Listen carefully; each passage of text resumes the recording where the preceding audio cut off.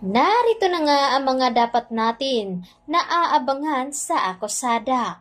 Ngayong Lunes nga ay unti-unti na ngang madidiscovery ni Ronnie kung sino nga ba ang tunay na killer dito ni Joy at kung sino ang kanyang mga kasabwat.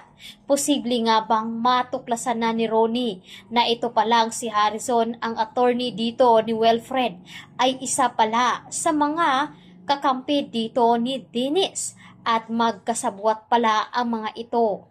Matutuklasan na ba nila ni Wilfred?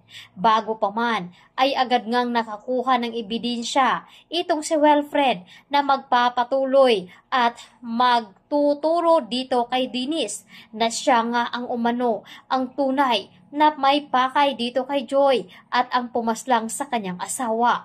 At dito na nga rin madidiscovery ni Carol na may inilagay nga na CCTV at camera itong si Dennis upang mabantayan nga ang kinikilos dito ni Joy at pati ang kanyang anak na si Leah.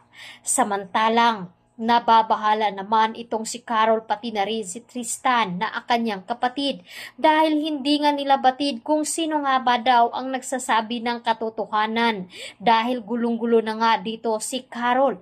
Ngunit sa pagtawag dito ni Wilfred sa kanya na meron nga daw itong natuklasan tungkol kay Dennis. Ngunit bago pa man itong makapagsalita ay nababahala naman itong si Carol dahil biglaan nga daw naputulang din niya ng kanyang kausap.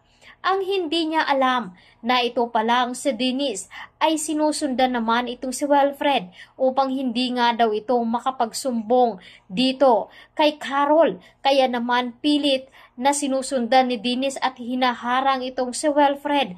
Mapapahamak nga ba ito bago matuklasan dito ni Carol ang katotohanan? Kaya naman agad din na sinunog dito ni Dennis ang mga ebidensya na hindi nga daw dapat makita ni Carol. Kaya ito ang dapat nating tutukan ng mga kaganapan ngayong Lunes sa akusada. Maraming salamat!